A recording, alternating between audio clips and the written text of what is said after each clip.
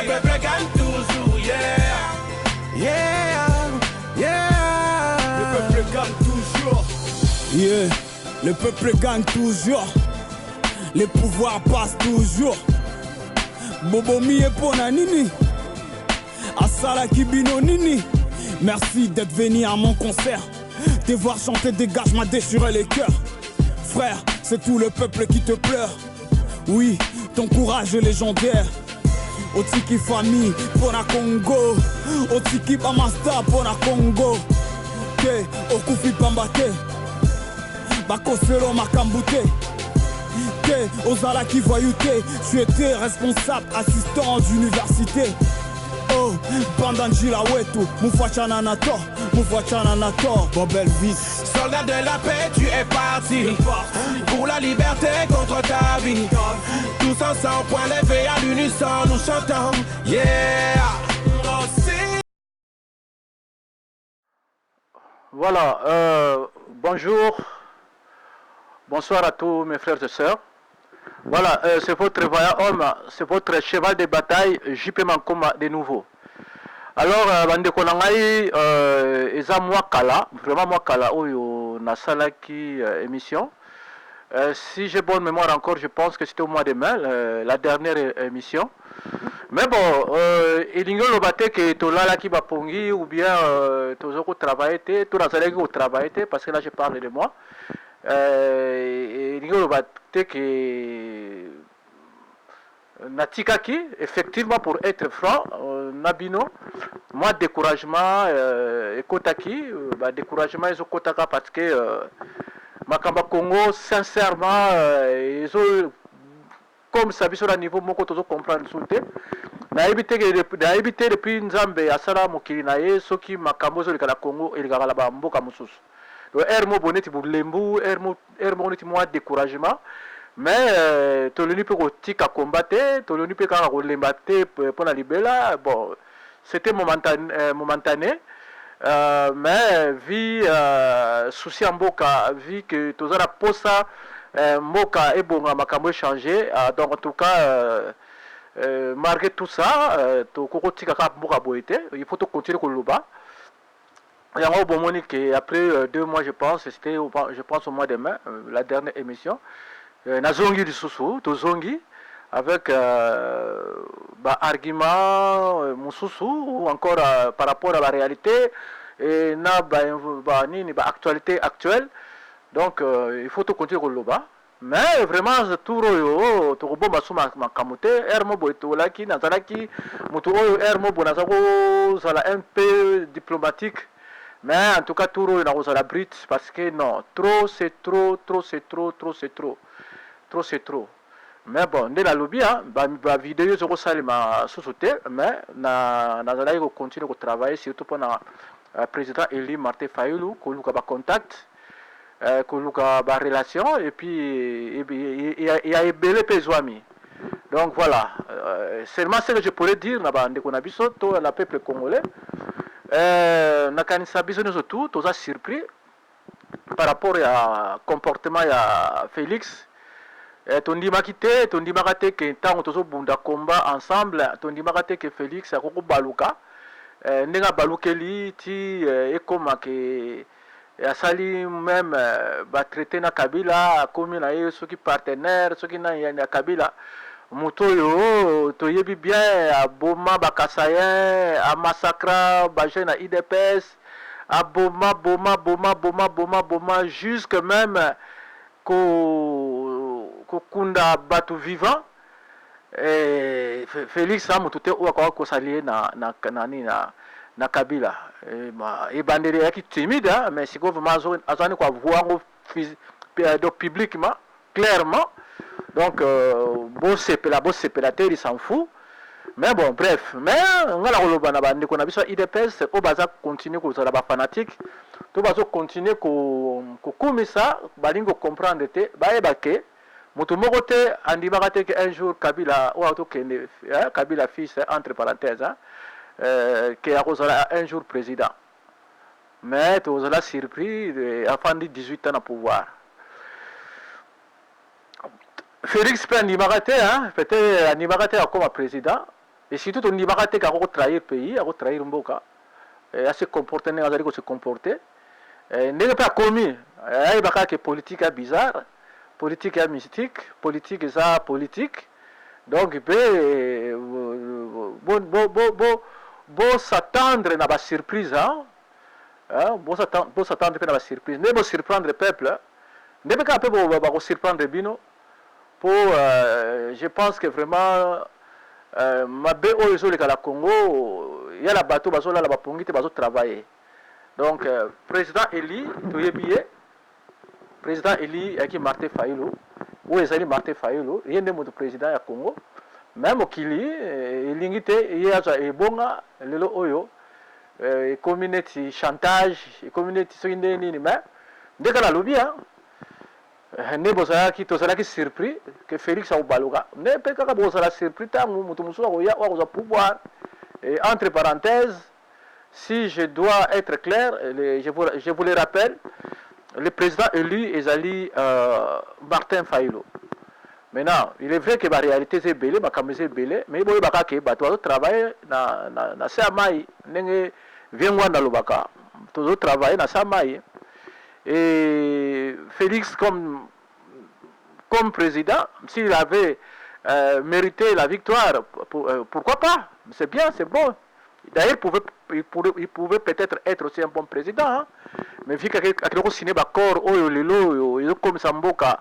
La situation vraiment ma baie sous le cas, donc pour moi c'est de plus en plus ma baie pire qu'avant, donc désolé. Bon voilà, c'est votre humble serviteur, c'est votre cheval de bataille JP Makoma. Voilà, na kanisa dernier événement avant la dernière émission, ils allaient qui makambu ya situation il y a obsèque, il y a le vieux Baoba Etienne Tshisekedi. Depuis là, je pense que si j'ai bonne mémoire, je n'ai pas encore réalisé une autre émission. Mais aujourd'hui, on va quand même en parler, il y a tant de choses, beaucoup de choses. Donc je pense que depuis ça, donc depuis obsèque, il y a Papa Tshisekedi. Donc après mon acquis voyage le fils au président Bénin malgré le peuple congolais d'accord voyage à Sali voilà nous tout yebi commentaire salimaki bande ko journaliste bande ko mususu oyo lobby actualité lobaki yango. Et tout le monde qui est Félix a kenarati na Rwanda ko fukama ko s'incliner du bosso ya ba kambo ya ba nani ya ba génocide ya Rwanda pendant que oya biso maluku ba fausse commune même na province na yeti le lo akena na ba ko visiter to tala makambo na boyebi ba to lobela ngo to ba tourner na oya sali na est to yebi massacre à Congolais aux Makuna na Est et particulièrement vers le Goma, Ituri, et puis maintenant on est en train de parler avec Makamouya Mboka Oyo Eza Barwande Bagima récupéré Minembwe. Et puis, donc disons que le thème est le même par rapport depuis la dernière émission dans la salle. Et puis, tout le monde a 100 jours, récitation il y a 100 jours, bref, Makambo aussi le même déjà, déjà. Et surtout pour le gouvernement, depuis janvier après ta serment, 7 mois, quand la tête au côté 8 mois, tisiko le gouvernement est aussi le makakate, makambo nous soit battu, surtout, tout ça là. Alors, nous surtout on a désordre de tous les cas, le gouvernement est aussi alimenté, et là qui ça, il y a fruits, il y a vol, il y a élection, il y a qui mutua gana qui élection, il y a notre frère. Notre président Martin Fayulu. Mais na bomone siko que siko le gouvernement s'alimenté parce que cacophonie ezali bango na bango ko swana neka ka kestera yemba bango na bango ko swana et Mabé. Mais, bon, le peuple congolais, et tout ça, ce peuple, il y a 20 ans passé, 10 ans passé, le peuple congolais est commis éveillé. Le peuple congolais doit comprendre, j'ai tout ça, salema, makamuto, bozo sala, makamuto, bozo linganeti, bo manipuler, mais le peuple congolais, beaucoup de manipuler le peuple congolais. Oui, Bilo Rabino pour se manipuler parce que bon, vous voyez vos intérêts, mais il faut se faire très attention par rapport à l'intérêt de la Bilo Bozotalaka parce que réalité est là mon sous. Mais bon, alors ça c'est c'était juste un rappel par rapport à il faut tout Makamou les kaki et puis tourner aussi à Barthé Fayoulou, vérité, disons réalité puis à Lamuka. Oui, il y a des plateformes, les 7 patrons, sur les 5 ou 7 patrons. Voilà, il y a Manani Akei, Mboussa Niamouissa Kenda, Monique Alaksaï qui a vérité. Et puis dernièrement, le professeur Freddy Matungu, le pays à Kenaye. Vraiment, c'est pas politique. Bien, on a aussi besoin de comprendre vraiment, homme politique congolais. Face na bango ndenge na bango donc mangatro bata ba intérêt peuple te bata ba intérêt na bango ba intérêt personnel yango bazotala la bango mais to foot ça bango un jour mais un peu décevant mais que voulez-vous l'homme est l'homme hein ce qui Hermo Bibe loba et lobaka que Nzambe Hermo boya regrettable pourquoi ça la moto et ça pour le comportement boya parce que qui pouvait vraiment croire aussi que Freddy Matungu a accepté même si poste en ceux qui a la banque africaine la banque centrale africaine en gros ils ont ça n'a rien à voir avec le gouvernement congolais mais d'une manière ou d'une autre il a fallu gouvernement et puis ça peut accord au président il a peut accord ok Freddy Matungu par rapport à la position au Azaki dans la Muka a quoi accepter le bon côté. Pour vous dire seulement qu'avec les hommes politiques congolais, trop quoi. Bon, d'une manière ou d'une autre, moi au début, je soutenais la Mouka parce que j'avais vu que la vision était bonne. Dans mon avis, que ça va, mais vu le comportement à Bango, bon, je ne dirais pas que je ne soutiens plus la Mouka parce qu'on ne sait jamais. Mais moi, je reste, en tout cas, c'est par rapport à Fayoulou, Martin Fayoulou, c'est un homme intègre, un homme correct. Un homme, disons, qui respecte en tout cas les Congolais, un homme incorruptible, même si paraît que dans Nassina Lobelangopé, moi si à Kabila, alobaki ke o bangono surtout baleka bana ko lécher sane à Kabila mais en tout cas pour ngai il a fallu attendre bakombo comme attendre ko bakombo te moi j'écarte Fayulu dans toutes ces histoires là parce que pour moi selon mes analyses mes études ma façon de voir des choses Fayulu c'est un homme intègre c'est un homme qui veut le bien de notre pays le bien des peuples congolais. Et je continuerai à les soutenir jusqu'à la fin des temps. Aussi longtemps, il a rester droit, à rester correct. Ngai Jean-Paul Makoma, on continue à soutenir parce qu'il y a un homme intègre. Il y a un muto à l'Ingimboka, puis il y a un muto à plein de valeurs, plein de principes. Jour il y a déconné. Tout n'a eu que les cambons a vérifié que et ça de la bonne en tout cas, n'a pas hésité, n'a pas tika n'a pas payé. Parce que toi, la besoin de bateau, bien, correct, au barreau, bon, ça m'a que continuer à vivre l'aventure, ça fait maintenant 59 ans. Et ça, on en a marre, quoi. On en a marre. Et donc, vraiment, on croyait que le pays devait changer après le départ de Kabila. Mais malheureusement, Kabila a continué à continuer à malmener encore par, disons, l'autorité congolaise. Et Kabila, c'est lui qui dirige le pays, hein? Donc vous voyez bien ambitionné surtout, parce que Félix Azani n'a parlé pas. Félix Azani n'a sénaté, Félix Azani contrôle la sénat, ni parlement, dans toutes les chambres, Azani contrôle l'angote, voire même la provinciaux, rien, même coup communal, rien. Donc juste la présidence, ambitionné toujours, on a toujours comme un qui est vraiment trop quoi, et le côté. Et le côté. Bon, maintenant, le gouvernement est traîné. On espère bien que Mouta change, que Félix a changé, a signé Kabila pour le peuple congolais à Semanaye.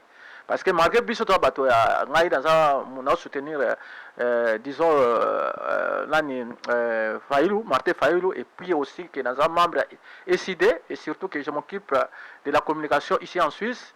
Mais ce qui par exemple Félix a tiki Kabila, a signé Kabila vraiment que non système wana ya FCC vraiment est bunga.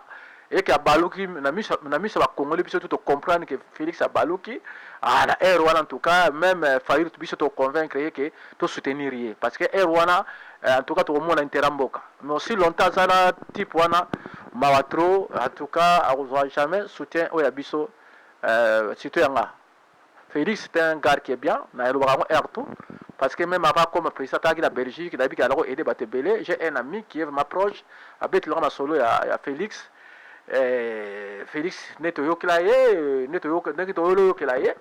en tout cas c'est un gars qui est bon, mais malheureusement à côté place à côté parce qu'à comme Sikoyo ennemi Amboka, à comme Sikoyo vraiment destructeur Amboka, si je peux dire ça quelque part, parce qu'il ne devait pas signer des accords qu'il a signés, dont le retour mon Amboka continue à aller de pire en pire, et ça vraiment c'est décevant. Voilà. Bon. Si on doit parler de l'actualité, naïbi que biso to sala be mission, on doit contre le gouvernement, on doit d'accord na makambo zo lekate ba okana biso na kin kuna.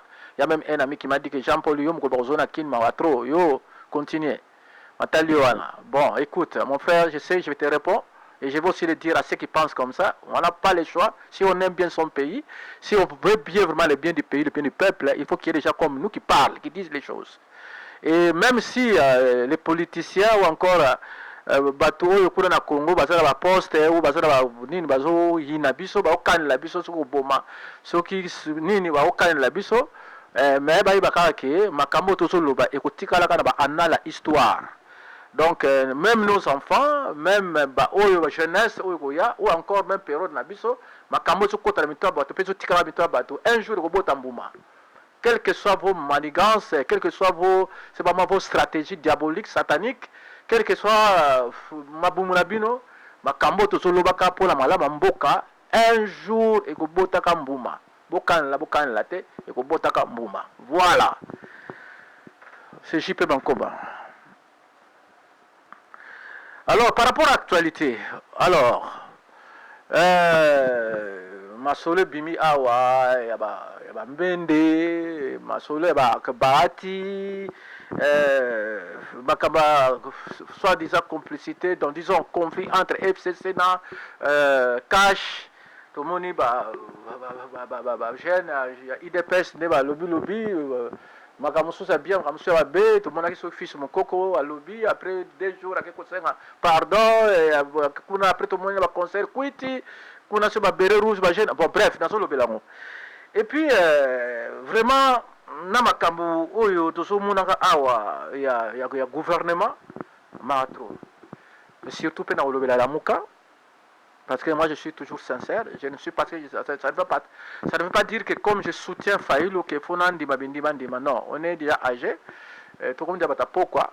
Donc à 55 ans, on ne peut pas être là pour soutenir le mal, non. Même ma beza la muka photo le belango parce que tu as besoin à mboka et la sauver, mboka et zoa lobiko. Donc voilà. Alors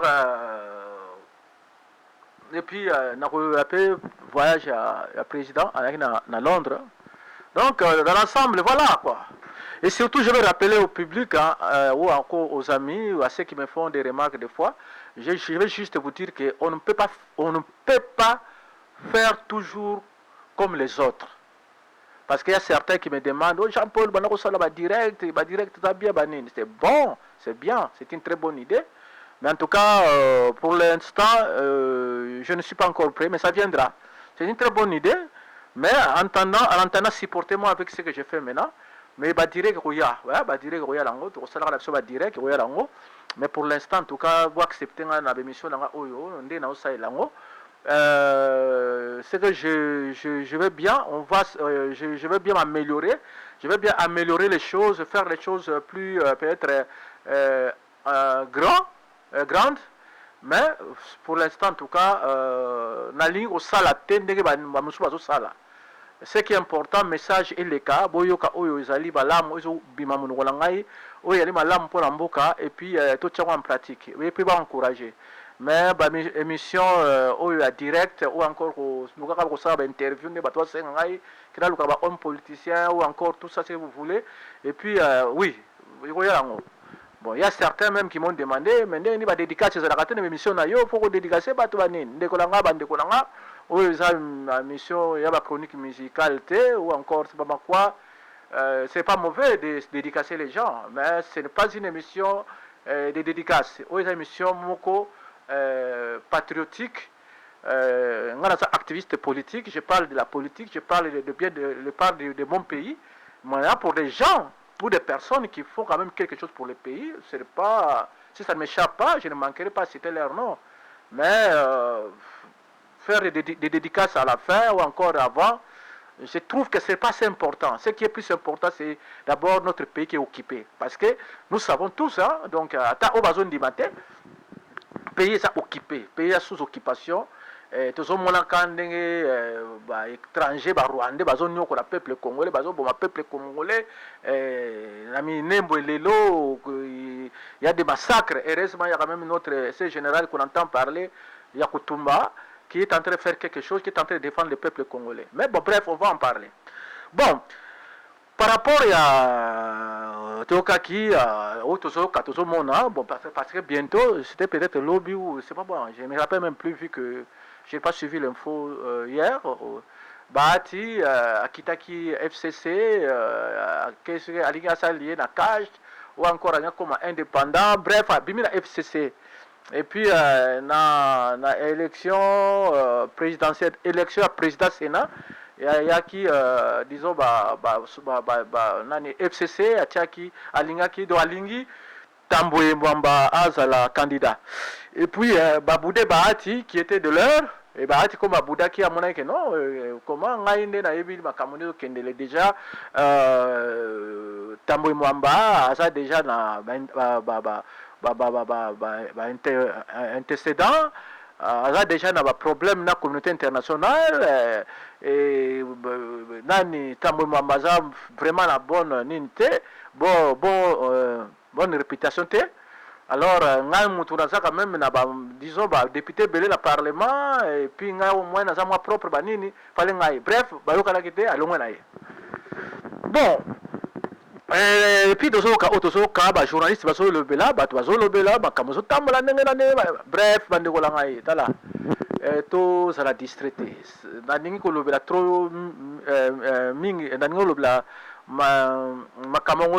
Pourquoi? Parce que si lobby déjà. Mais ce que moi je pourrais vous dire seulement que sachez-le bien, tu es bien que ils ont gêné à Bango. Vous allez comprendre, ils ont gêné à Bango.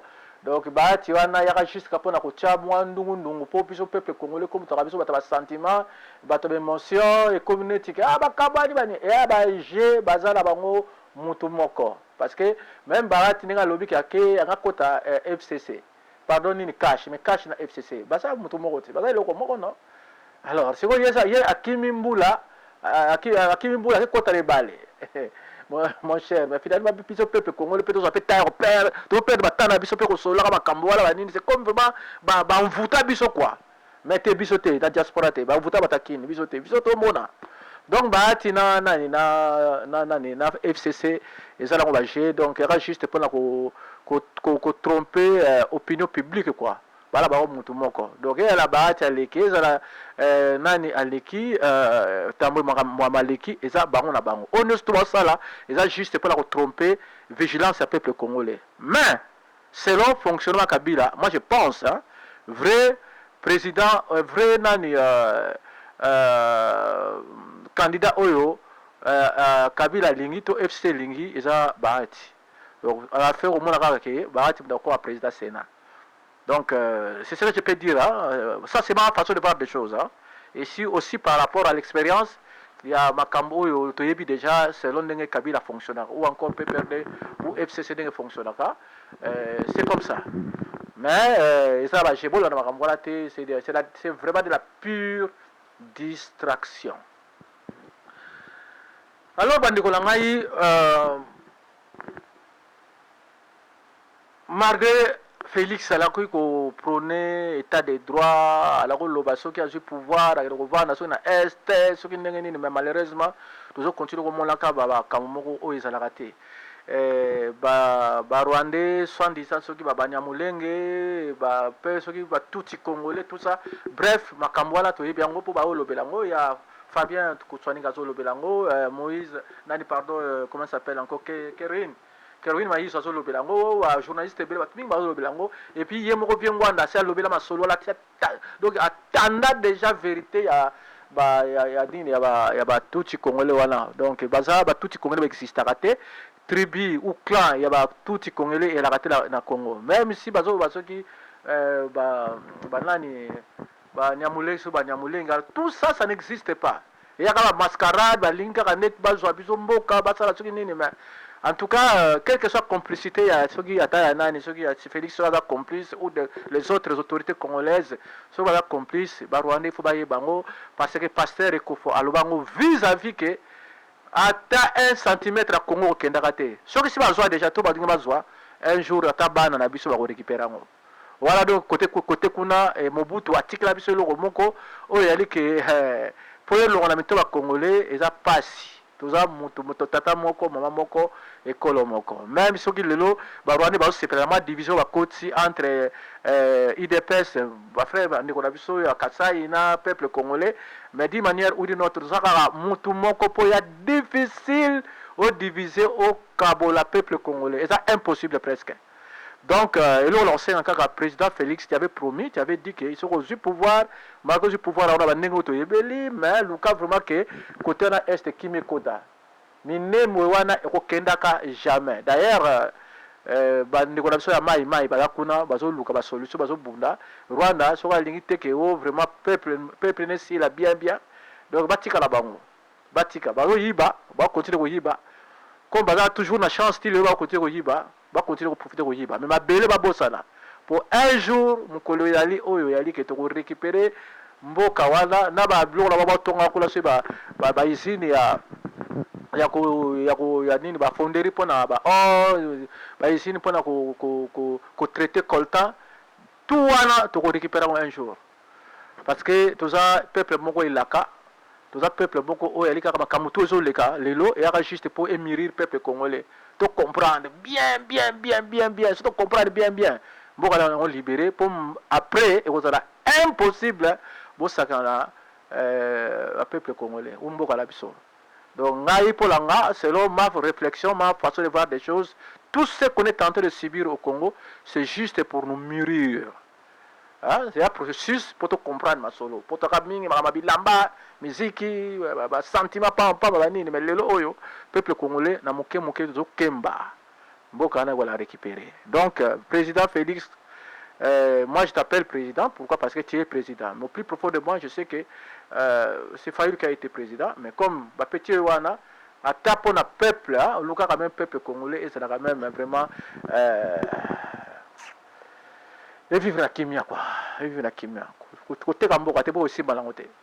Ozala ba nuit pas ma kan le pas ozala o baktaso mitif, dikola mitif ça déjà. Donc ça ne sert à rien te kamboka parce que au continue te kamboka et aussi baraté donc voilà. Mais malheureusement peuple continue au kufa voire même dernièrement tout moni ba image ndenge ba rwandais ba soda nini ba kota kuna ba kati ba jeune na biso mitu et ba jeune na kanda wana do ba sui mitwango do ba komo marcher nango po ba lakisa peuple ki monkilike tala ndenge ba rwandais ba sala biso awa la mboka na biso awa ba kata biso ba mitu ba nini. Ce n'était pas que ba congolais ba kati mutu mais ba nani ba étranger ba rwandais o ba kuna ba so mercenaires so ba nani o ba kuna ba ngoni ba kata ki mitu ya peuple congolais na kanda wana ba zu siko mitwango siko ba tiango nani ba zo lakisa siko mokilike tala makambo oyo étranger ba sala biso ou encore armée rwandaise. Félix ne fils que ça le gouvernement au bunda pour le peuple congolais. Bon tokoti na masolo ya nani ya petro yo nani makambo pardon ya banani ya total tali ba video awa ba video tamboli na baneta awa gauche droite tomoni combien moi no comment il s'appelle nani fils mokoko alobi lobi tomoni so babere rouge balobi lobi oh là là omoni barésultat ya vol ya baélection ya présidence ya bato yango na ngai mpola ngai quel que soit oyo no ya po bato mosusu bazopesa conseil te vérité des urnes poto botika botalaka mosusu. Moi je dirais à mon président Martin Fayulu, président faut continuer combat na vérité des urnes tolemba te soki ba stratégie mosusu ezali to makambo mosusu ezali problème ya te mais to continuer na réalité wana ya vérité des urnes.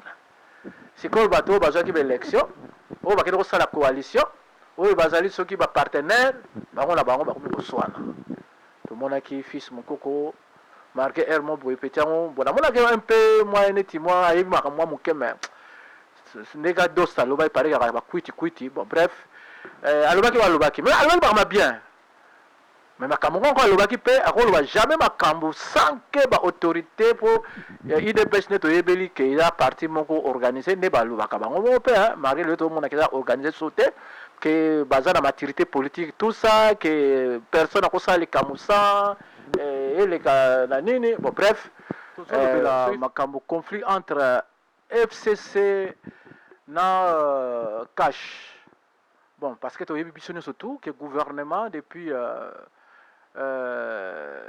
janvier lelo tokomi presque bientôt tokokota na 8e mois gouvernement eza kaka te.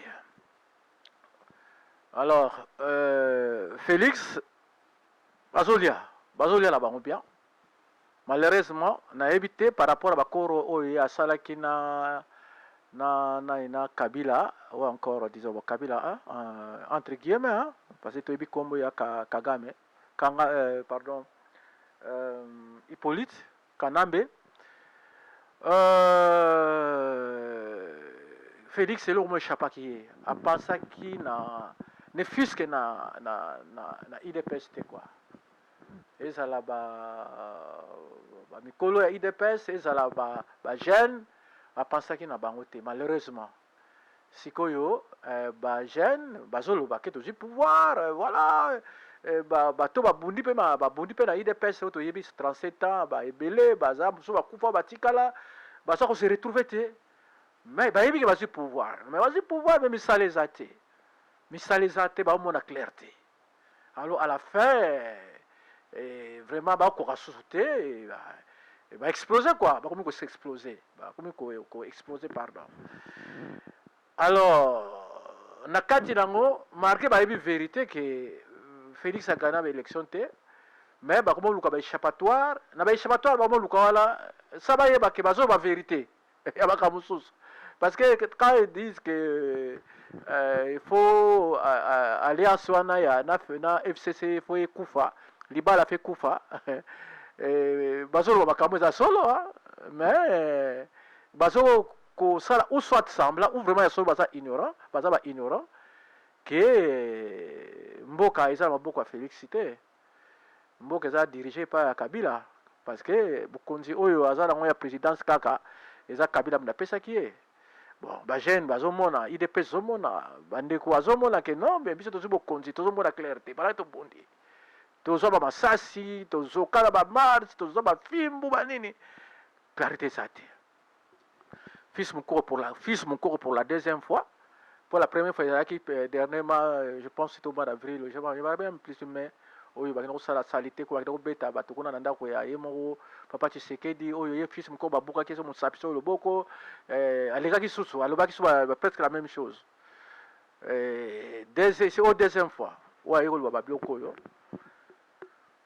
et puis lobby makambo moso baki ya bien oyo ezali ki ya solo mais lobby lango azui réponse pas ya banani ba jeune ya FCC ba jeune a peu perdu donc devant déjà ba jeune ya Kabila malheureusement ba congolais pas ba rwandais te wa bilongo wana eza ba rwandais te ba congolais ba ko pe susu aveuglé ba lobby o ba lobaki mais ba ko pe ba pe vérité la façon la bango ba yeko ba clair que neza boye biso bokonzi wana o Félix mokonzi na yo petit mokoko zo défendre wana biso moto pese bokonzi soko salaire ko mona et quand même on soit au canela pour le ça ba marche ba le 22 bref ba konzi wa Congo ba timba ba to so ba kutani so marche salami donc ya si ko ya be bandeli ya révolution oyo déjà bazo souhaitaka alors basali tout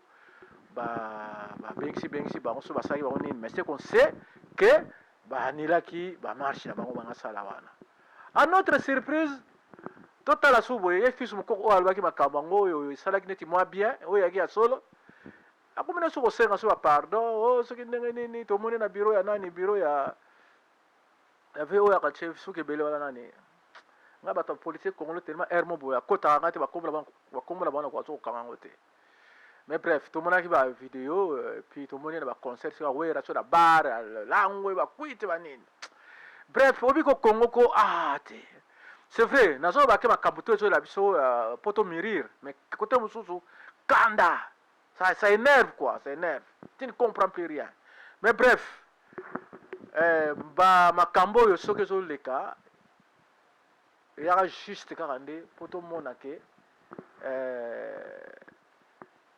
élection oyo esalemaki moto aganaki fayilo parce que soki Félix aganaki ya solo mbele aza na majorité na parlement, mbele aza na majorité na sénat, mbele aza na majorité na baprovinciaux, mbele aza na majorité partout, mbele makambo nyonso tozomona bozobo tozomonaka tout mbele eza pete mbele mpe gouvernement esi esalema déjà. Mais ndenge na toloba tous nous serons surpris quoi, nous serons surpris. Ou soit vraiment boluki tobongisa bobongisa, ou soit tout le monde sera surpris, les Congolais seront surpris, et croyez-moi. Mais bon, que voulez-vous, il paraît que ça tour à tour, et comme tour nabino, ok, tour nabino, biso to kanisa ki to yaki espoir que tour oyo ingeza pona ba Congolais. Mais malheureusement, ce n'est pas le cas. Mais ce que je conseillerais à mes frères et sœurs, au bazar ba fanatique, bota la réalité en face. Po eza pona biso kaka te, mais eza pona mboka na biso, pona peuple na biso, pe eza pe pona futur, ba futur mboka na biso ba bana na biso. Réfléchissons, utilisons notre cerveau, réfléchissez. Fanatisme, hein, ça ne sert à rien. Na moment oyo, na temps oyo bato azoluka ke Félix atika Kabila, vous savez c'est quoi la réponse qu'ils nous ont donnée? Nasi bomona ke bino tout, hein, vidéo zo comme circuler Kabila na Félix na ntele soki wapi mais soki wapi on bazala ki metan bazo là là bango na restaurant to bazo là là bango baza ko se servir avec ba champagne to moni ba bouteille ba champagne ba et puis étonnant ya wa erbo mindele ba seka biso na biloko bongo ko to sata publicité biloko la bino fallait mo tata bantsamba bantsamba donc ya fait oyo vin de palme botie balungwila botie o babiloko oyo biso mboka comme ça au moins que so bolingaki ke bolakisa mokili ke boza au moins bosata bapibi pa ba mama voilà ba damage oyo biso mboka la biso mais bolakisi biso ba champagne ba vin ya ba mindele bref bon voilà pour balakisa biso ke tala vous parlez trop mone biso ye Liboso Félix Kabila la sima asimisani akide se servir.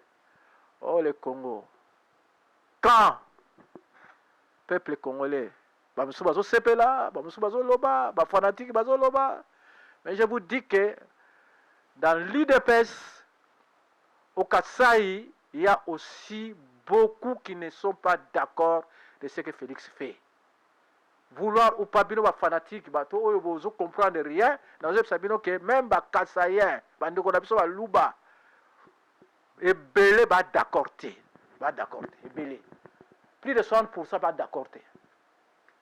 Ça je vous le dis, et si vous ne le savez pas maintenant boyebi Félix il faut assigner Kabila sera ligne to soutenir sera signer FCC assigner bango pour azana même malgré la présidence mais mokilebi que président aye des fois signer sera signer bango voilà ndé en tout cas toko côté là biso tout toko baluka même Fayulu à soutenir mais aussi longtemps azo continuer ça la boyer là là je ne sais pas ce qui va arriver mais ça arrivera quelque chose parce que peuple congolais un peuple à bilaka et tant on est on peut vraiment que non les très hauts à l'objet que ah bon peuple on a monnaie vraiment qui va commis sur 100% va coxer 100%. Voilà maintenant na pesa bango oyo esengeli na pesa bango parce que peuple congolais ça la tout hein. Malgré la corruption malgré ma kamutu mais il y a des gens qui souffrent au bazolela nzambe atikaka bana na été d'une manière ou d'une autre. Oh là là balobi na biso que malheur assez dont les scandales arrivent. Je vais parler de Lamuka et de mon président, de notre président Martin Fayoulou, cet homme intègre, plein de valeurs et de principes. Je le kiffe, c'est un homme intègre. Et je pense que ceux qui ignoraient ou qui ne le savaient pas, ou qui étaient distraits, sont en train aussi de le comprendre que Fayoulou, c'est un homme très intègre et c'est lui qui mérite vraiment d'être notre président.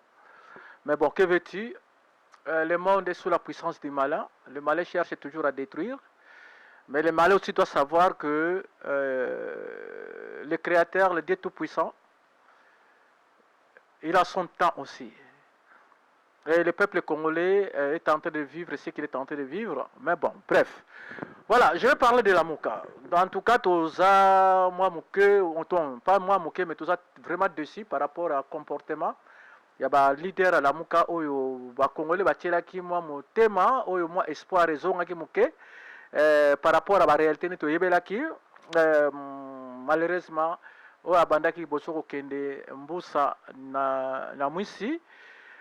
Tu comprends que c'est un opportuniste, hein? Donc c'est un opportuniste, hein? Et puis à Kanisaki, à Diembela, pour faire un peu Moutasuka, on peut Bakamango et Bandagi. À Diembeli, à Moninetike, à Koton dire Bakamango Netinetite, à Kimina Kenaye, à Bapesi, moi, Mpasika, moi, Nini, à Luki Barezo Kenaye. Bah, problème à Kende. Et puis un peu aussi dessus, parce que si tout ça, j'aimerais aussi. Kolobela bato bazo lobela makambo ba tribalisme ba nini bon soki yaki ba tribalisme ndenge bamso ba wakize lamuka batabandundu ba tribaliste et surtout boye ba pardon na lingite comme na loba makambo batabandundu bato kansa kenga na mutabandundu non moi je suis du Bas-Congo et je suis du Bas-Congo et le coin où moi je suis originaire si je vous dis vous serez très très étonné mais Nazali descendant, il y a histoire. Bon, mais ça je ne dirai pas parce que ce sont des choses qui me concernent et qui sont des choses privées. Mais, la kanisaka, tabandu bangola bango bani, sauf nani, Freddy Matungulu, akeya tiki muninga na Fayoulou, mutabandu, est-ce que yepe amuluba, ou aza mungala, ou quoi que ce soit? Non. Le makambo tribalisme makambo ni bobosa na botika biloko wana parce que ils ont même absolument nulle part. Alors Freddy Matungulu yepe susu muntu oyo ke bato batela ki motema yeba kenaye même si bazolo bake banque centrale africaine et sika poste to ba PCM musala et ça n'a rien à voir avec gouvernement congolais mais non parce que selon les infos il a fallu président pesa accord naye. Or, Freddy Matungulu, la position, la Lamuka, en tout cas, qui m'a accepté, surtout que à la fin, il fallait que Félix Apé Saval n'aille. Maintenant, les lots vraiment décevoir le peuple congolais, il va bien que à perdre de crédibilité, à perdre de Maramé Belé. Mais bon, il est libre de faire ce qu'il veut. Mais il nous reste Mbemba, il y a Mozito, et puis lui-même le président. On espère bien que Mbemba et Mozito ils demeureront fidèles et aussi ils vont chercher un changement, qu'ils le disent clairement, et d'un commun accord avec les autres, de manière que vraiment Mokamwana et continue au Botambouma, et continue au ça l'impact. Parce que ceux qui vont passer là, agenda caché, en tout cas malheureusement. Ils ont qu'il la destruction surtout à Bango parce que le peuple congolais n'est pas le peuple congolais comme un mur, le peuple congolais a son peuple congolais à l'obité, peuple congolais oh ya lelo ba commis très très mûr et puis ba ba to manipuler sauter baza ko se manipuler to boza ko se manipuler bino moko mais non avec peuple congolais parce que peuple congolais ko ka sauter et loko neso big saka ba politicien congolais ya po bala mindu ki bala armée quoi ceux qui mindu ke la la ngote mbele makambo se changer kala mais bon en tout cas là on a resenga na ko sa président Faye le courage azala dessus tel a découragé nous on est là on est tenté de le soutenir de près ou de loin, tous wana to soutenir à continuer combat et puis vérité des ir na tikate parce que pour la ngai marqué batwa ba auto bon sana makaba élection c'est le qui le to luka ba solution oui to luka ba solution ba stratégie oui c'est bon c'est bien mais vérité des ir na fait continuer kolobama parce que y a un but. Donc, président, moi, je vous conseillerais continuer à déclarer la vérité des urnes, quelle que soit la durée que ça prendra, quel que soit les cas, quelles que soient les situations ou la situation, président Fayulu continue à déclarer cela. Parce que même si physiquement on ne voit rien, mais en tout cas, moralement ou encore spirituellement, ça a de l'impact. Il faut continuer à déclarer la vérité des urnes. Et maintenant, au cas où bango ne soit qu'un bango, président Foye Bayango, bien que tu es aimé par le peuple congolais. Le peuple congolais t'a voté. Le peuple congolais t'aime. Quelles que soient les maligances que Moussouba Salaka Neti qui a été dessus par rapport au comportement de Francis et Kamitatu, je ne sais pas ce qui a été derrière eux. On ne sait pas s'il y a Moïse aussi qui a apporté de la zizanie ou c'est lui qui a envoyé, on ne sait pas, mais seulement qu'on a été dessus parce que normalement Moïse qui est aussi qui fait partie, qui est resté, qui fait partie de la Mouka, en tant que aussi leader. Normalement, il ne devait pas permettre ce genre de choses. Parce que nous voulons ou pas, qu'il soit Moïse, Mbemba, qui est encore là, Mozito, ils doivent savoir, quel que soit ce qu'ils veulent faire ou ce qu'ils pensent, s'ils veulent une réussite et le succès du peuple congolais, ils doivent s'aligner derrière Martin Fayulu et travailler d'un commun accord. Mais s'il cherche à se détacher ou encore à nuire Fayulu, sachez-le bien, ça n'arrivera pas. Il faut savoir lire l'histoire parce que la manière dont Fayulu est arrivé jusqu'à ce niveau et la manière dont aussi il a été choisi comme candidat de l'opposition, la manière dont il a été voté, croyez-moi, ce n'est pas de la stratégie humaine, ça c'est spirituel, c'est Dieu. Même si nous cherchons à détruire, à distraire les gens, mais Dieu à son temps, il va agir. Croyez-moi. Croyez-moi. Fayulu, c'est un choix de Dieu. Croyez-moi. Mais bon, oui, c'est vrai aussi, on doit reconnaître que ce monde appartient, donc ce monde est sous la puissance du malin. Le malin qui conduit ce monde a trouvé cette stratégie. Aujourd'hui, le peuple congolais continue à souffrir. Au contraire, les choses continuent à s'empirer. Mais, vouloir ou pas, nous devons nous aligner derrière Fayulu. Et ça, j'annonce à ce qui concerne la Mouka. Fayulu, c'est un type intègre, bon de cœur. Ce n'est pas un mauvais type. C'est lui. L'union fait la force, mais au cas où tout le monde partait, qu'il lui laissait seul. Croyez-moi, président, ça c'est ma parole. C'est Jean-Paul Makoma qui parle. Ne te décourage pas. Nous, on est derrière toi. Le peuple congolais est derrière toi. Essayez et tenter de travailler. Essayez arrivera à faire les choses seul. Je n'ai pas dit de les laisser. Si eux te laissent, ne vous en faites pas. Le peuple congolais, personne ne pourra encore venir distraire le peuple congolais. Le peuple congolais, ça comprendre. Ayebi naye. Le peuple congolais, ayebi. Donc, même nos frères de Kassai, de Bandikola Luba, bata IDPS, mingi, ba d'accord. Nayo, mingi, ba yebi. Mingi peut pas se pélater Makambo Félix Asala, Makambo Félix Asali na banini na Kabila. Ba se pélater bango moko ba ko se retrouver te. Bazate, ba ko se retrouver te. Bazolela, tozo mona ngo tozoka. Donc, président Fayulu, courage. Vraiment, c'était ça.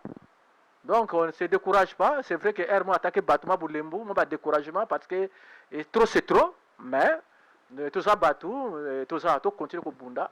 parti tokozwa victoire ti mboka na ezala libéré mpo mboka eza nango sous occupation toyebi yango biso tout fallait même pas tokende na élection mais choix eyaki te mpo badécideur ya monde bango mpe na bamayele na bango mabe balingaki bongo mais bayeba ke oyo nyonso tout bazosala bakanisa te ke bazokoaffaiblir peuple congolais. Oui, c'est vrai, matériellement, peut-être moralement, je sais pas, en entendant.